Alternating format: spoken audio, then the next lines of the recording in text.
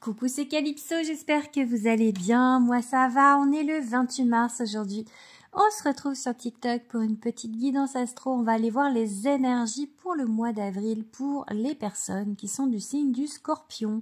Alors, si vous êtes Scorpion en signe solaire, en ascendant ou en signe lunaire, vous pouvez rester sur cette vidéo et regarder les indications, la direction que je vais vous donner pour le mois d'avril. Ce sont bien évidemment des guidances générales. Merci de rester dans le discernement. Vous pouvez toutefois me contacter en privé si vous voulez quelque chose de plus personnel. Ce sont des prestations bien évidemment payantes. Je vous donnerai toutes les informations en privé. Qu'est-ce que je voulais vous dire? Vous voulez vous dire également, abonnez-vous à mon compte pour plus de vidéos si mon contenu vous plaît. Allez, je reviens tout de suite avec le tirage pour les petits scorpions. Alors pour vous mes petits scorpions, j'ai mis la carte ici pour que vous voyez de quel signe on parle. Alors j'ai tiré déjà, je vais vous dire, avec le tarot, le Encore tarot de Ciro Marchetti, qui est magnifique. Je vous montre du coup la boîte, et avec le tarot des enchanteurs pour le moment. Alors, on a ici l'ambiance du mois, c'est un 2 de bâton. C'est vraiment une hésitation à bouger, puisque les bâtons, ce sont des cartes qui annoncent l'action. Et là, en fait, peut-être que vous faites des plans dans votre tête, mais en tout cas, vous bougez pas d'un pouce. Et vous n'osez, enfin, vous prenez pas de décision. Vous n'arrivez pas à prendre une décision. Il y a un 2 de bâton, un 2, je veux dire, c'est une dualité. Il y a des choses que vous devriez laisser derrière, où on devriez dire stop. Regardez, là, il dit stop. Mais vous n'y arrivez pas. Pour l'instant, vous n'y arrivez pas. Vous n'arrivez pas à laisser ces choses derrière vous. Ça va vous demander du courage, en fait. C'est quelque chose qui vous demande du courage et qui vous demande vraiment de prendre des décisions et de sortir de votre zone de confort, en fait. C'est quelque chose qui est pas facile, en fait, mais c'est une opportunité. Vous mettez après dans le domaine qui vous questionne, hein, mais c'est quelque chose, cette opportunité qui est bonne pour vous. Mais cette opportunité, elle va vraiment vous demander de sortir de votre zone de confort. C'est quelque chose de nouveau dans la matière. C'est vraiment quelque chose qui arrive, qui n'est pas encore là. Ça peut être quelqu'un, ça peut être un projet, ça peut être vraiment tout ce qui résonne pour vous. Par contre, voilà, il y a le passé ici. Le jugement. Alors, par le passé, peut-être que ce qui vous bloque, voilà, c'est le passé. Pourquoi ? Parce que par le passé, avec le jugement, peut-être que il y a eu des choses qui font que vous n'avez plus confiance en vous. Ou à l'heure actuelle, vous vivez une situation où il y a beaucoup de jugement. Voilà. Ou alors, ça peut également dire que vous faites le bilan de votre passé ici. Peut-être que vous arrivez à un âge où vous vous dites, allez, qu'est-ce que j'ai fait de ma vie? Ça peut vouloir dire ça aussi. En tout cas, vous n'arrivez pas à prendre de décision, mais l'univers, dans sa grande beauté, vous envoie la maison de Dieu, la tour. C'est-à-dire que il y a quelque chose qui va arriver, qui est pas prévu pour vous. Alors ça peut faire peur, la tour. Effectivement, c'est quelque chose qui fait sortir de la zone de confort. Et je l'ai dit au départ, hein, vous allez devoir sortir de votre zone de confort. Mais comme vous n'y arrivez pas, en fait, la tour, moi, je la vois un peu comme quelqu'un qui veut sauter à l'élastique. Vous savez, faire le saut à l'élastique, là, quand on se jette du haut des ponts, etc., etc. Et en fait, arrivé au moment où vous devez vous lancer dans le vide, vous dites, ah non, non, j'y vais pas. Et puis, il y a quelqu'un derrière qui va vous pousser. Ça, c'est l'univers, en fait, qui va vous pousser, qui va dire, bah si. C'est maintenant, t'y vas. Et ben là, c'est un peu ça, la tour. Vous voyez, je la vois comme ça. Mais c'est quelque chose qui va vous ramener beaucoup de, de stabilité émotionnelle, hein, vraiment. Et c'est un apprentissage. Vous êtes dans un apprentissage. Ici, ce que vous avez sur votre route, c'est pas un hasard. C'est vraiment pour un apprentissage. On vous parle de vos rêves.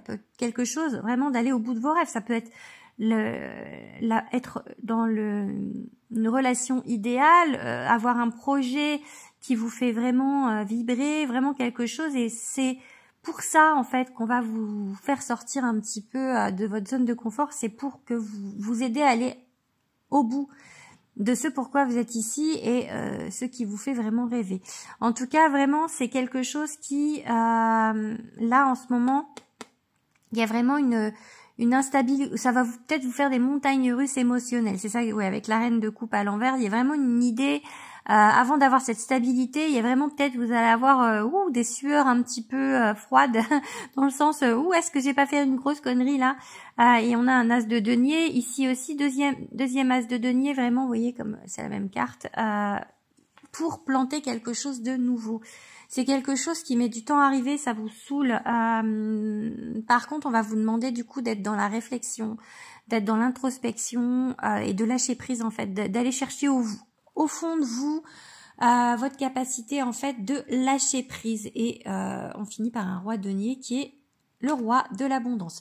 Je vais aller tirer quelques cartes avec Love, mon nouvel oracle. Je reviens tout de suite. Alors, je reviens pour la guidance avec Love by Calypso, ici, qui est sorti le 6 mars. Donc, c'est mon nouvel oracle que vous pouvez retrouver partout. Donc, Love, c'est pas seulement un oracle qui va vous parler juste de sentimental, amoureux. C'est vraiment un oracle qui va aller profondément dans le relationnel et notamment dans ce qui vous pose problème au niveau du relationnel pour que vous viviez mieux vos relations dans cette incarnation. Il est vraiment conçu pour ça, d'accord ? Il y a 11 cartes conseils d'ailleurs qui vous invitent à aller vers une pratique ou un soin. Donc Love, là ici on a la relation légère et non. Peut-être que, alors sans vous prendre la tête sur le relationnel, sans vraiment faire un focus dessus, j'ai envie de vous dire que peut-être ici vous avez l'impression qu'il y a une relation qui est juste légère en fait, qu'on vous met sur votre route juste comme ça. Et ben en fait non, c'est un lien d'âme. De toute manière après, vraiment les relations, les choses qui nous apportent, enfin qui nous font grandir, souvent c'est des liens d'âme. Donc ça peut être amoureux, mais pas que, hein, d'accord. Donc ici en fait on est dans l'acceptation de ce lien parce que peut-être ça vous pose problème. On peut parler de flammes jumelles. Donc les flammes jumelles, je ne sais pas si vous avez entendu parler de, alors il y en a qui vont râler, mais je vais dire concept, et il y en a qui disent ah mais non c'est pas un concept, moi j'appelle ça comme ça, où il y a un chaser et un runner. Et pour le coup, j'ai l'impression que vous ici, vous seriez celui qui fuit le lien en fait, parce que le chaser, ouais c'est ça, je sais plus. Non, oui, c'est le runner qui fuit le lien et le chaser qui chasse l'autre. Ok, donc là, vous êtes plutôt le runner, c'est-à-dire celui qui fuit. Ah non, non, non, je ne veux pas de ce lien dans ma vie. Moi, je veux des trucs légers.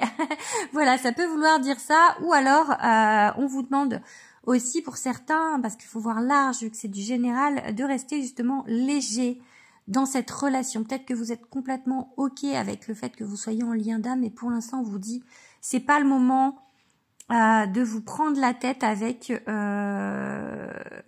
ce lien. Restez léger, lâchez prise sur cet apprentissage, ne soyez pas que focus là-dessus. Voilà ce que ça peut vous dire les deux avec Love. On va aller voir une petite carte conseil. Allez, hop, on va s'arrêter ici. On va prendre celle-ci. On vous parle de constellation familiale. Donc dans le guide que j'ai écrit, donc je vous explique en quoi consistent les constellations familiales. Vous voyez, il y a enfin j'ai écrit tout ce qui se passe, enfin tout ce que ça veut dire. Et voilà, donc si vous ne connaissez pas, je vous invite du coup à vous procurer mon oracle pour avoir du coup savoir ce que c'est que la constellation familiale, ou à regarder le film sur Netflix, je sais pas s'il y a encore. Le chemin de l'Olivier qui explique très bien ce que c'est. Voilà, je vous souhaite un bon mois d'avril, mes petits scorpions. Et à bientôt. Abonnez-vous surtout. Gros bisous.